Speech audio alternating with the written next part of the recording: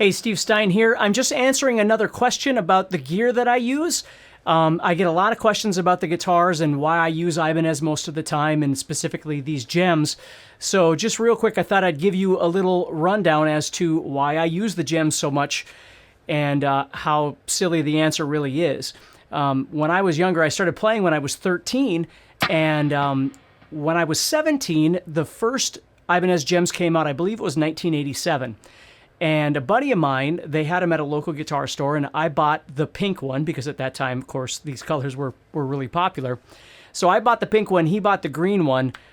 Little did I know that the green ones would be more valuable because there was only a limited run of those made. So he bought the green one, I bought the pink one, and we were going to become rock stars and blah, blah, blah.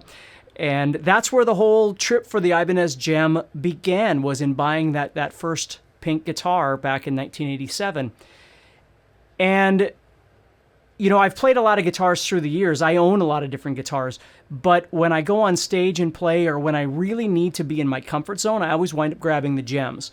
Now, if you know anything about these Ibanez Jems, you know, they have this sort of trademark handle on them, which I don't really use a whole lot. But what makes them so great for me is that the necks are just really, really comfortable. So if you're in the market for a guitar, or, you know, a lot of times we just kind of fall into whatever guitar we use because the guitar store locally has it or something like that, or somebody that we, you know, are inspired by plays a certain guitar, so that's why we buy it, things like that. But it is really important for you to play different guitars and find the ones that feel most comfortable to you, because if you're really going to optimize this whole guitar journey, finding the one that fits your body, fits your hands, you know, all those sorts of things are just incredibly important to you.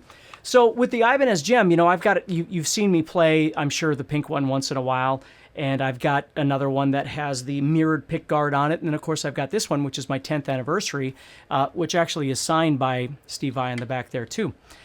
He was playing a show in Fargo. I was playing a show at the same time, so I didn't get to see him. But my wife and some of my friends were able to get my guitar to him, and he played it and signed it, and I got pictures of him with it and that sort of thing, which is pretty cool. But the big thing is they all feel a little different. And of course, they all sound a little different, but they all still feel really comfortable to me. So, you know, you might play, who knows, a Schecter or an ESP or a Les Paul or a Fender or a PRS or whatever, and it doesn't matter. It's whatever's comfortable for you. That's the most important thing, isn't whether or not it's a name brand and whether or not somebody told you that's what you're supposed to get. It's, does it feel comfortable to you? And then the second step is how does it sound? Does it give you the sounds that you're looking for? Does the pickup configuration, or having a stock bridge or a whammy bar or whatever, what is it that you're looking for in a guitar? And that's a whole nother conversation, but it's something to think about. So for me, I've grown up playing these Ibanez Jems. What I love about them, again, most importantly, is it fits really comfortable for me. The neck is really comfortable, incredibly comfortable. They have nice, sleek, straight necks, so I can get the strings nice and low, and it just feels really good. I love the fact of having 24 frets, not because I play at the 24th fret very often, but because it sort of pushes the A position that I would play in, you know, if I was playing an A minor pentatonic or the key of A minor or whatever. It just puts it in a real comfortable position. And all the newer ones, newer meaning a long time, just not the very early ones, have this different heel on them. So it makes it kind of nice too, because it makes it easier to play because you can fit your hand up there better. Now, I know a lot of other companies have adopted that as well. So if you do like to play up here, you know, when I used to play my older Jems, I'd always have to bring my thumb over to be able to kind of reach, because that block back here was hard to get around. Now it's just really easy to play up in that area. So again, I get a lot of questions about what gear I use, and I'm going to be making a bunch of different videos on the different types of gear I use. And if you want to respond and let me know, what do you play and why do you play it? What do you like about it? Or what don't you like about it? And what do you wish that was different? And maybe, you know, some of our community can help you a little bit in trying to find what might be a good choice for you. You know, we get caught up in two things. Number one, name brand, and number two, the amount of money it is. And, you know, there was sort of a resurgence back in the 90s where people realized that you didn't have to spend a whole ton of money on a guitar to get a good quality guitar. And a lot of times you could change out the pickups and get different kinds of sounds that you want as well. So for me, I think one of the most important things is, number one, again, is it comfortable? Number two, how does the neck feel? And the big thing for me when I talk to people about guitars is this whole like locking whammy bar system thing. Because if it's not really something that you're into, you're better off finding a guitar that doesn't have all that, because it makes, you know, changing strings a little more work, keeping the guitar in tune a little more work. If you're on, like this one has what's called a floating tremolo, so I can actually push the bar backwards as well.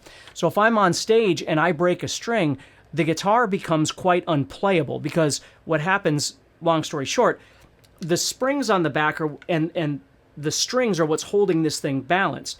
If I pop a string, if a string goes away, all of a sudden the springs on the back start pulling more, and it's not pulling in a uniform sense, it's just pulling those strings sharp all over the place, so they go out of tune.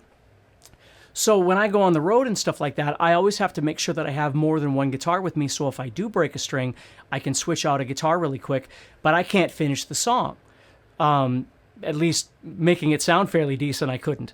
So I'm not saying that it's bad. I love the locking tremolo system, but if you've never really had one before and it seems like it would be something that's enticing, I just always let people know, really think about whether or not that's something that you want, where if you have a standard bridge, you know, that just sits on the guitar, or a tremolo system that sits on the guitar, if you would break a string or something like that, it does make it easier to, you know, change the strings, or you can still keep playing. Like I have some Paul Reed Smiths as well, where I have them set up so the tremolo is sitting against the body, and that way I don't need to worry about all that kind of stuff, where these do have the floating tremolo. So there's a lot of really neat things about it. So, and again, I just wanted to let you know what stuff I use. People ask me a lot about that stuff, so I wanted to introduce you to the Ibanez Jem. And in my videos, I'm sure you'll see me playing a bunch of different ones of these. But again, I would like for you to respond. Let me know what it is that you play, and let me know why, you know, what brought you to it, why you like it, why you think other people should play it. And I hope that helps a little bit with your journey as well. So take care, and I'll talk to you soon. Hey, thank you so much for watching. Make sure that you click the subscribe button so you're always notified when I have new videos. And if you need help choosing a guitar course that's perfect for you, make sure that you click the Help Me Choose link in the description.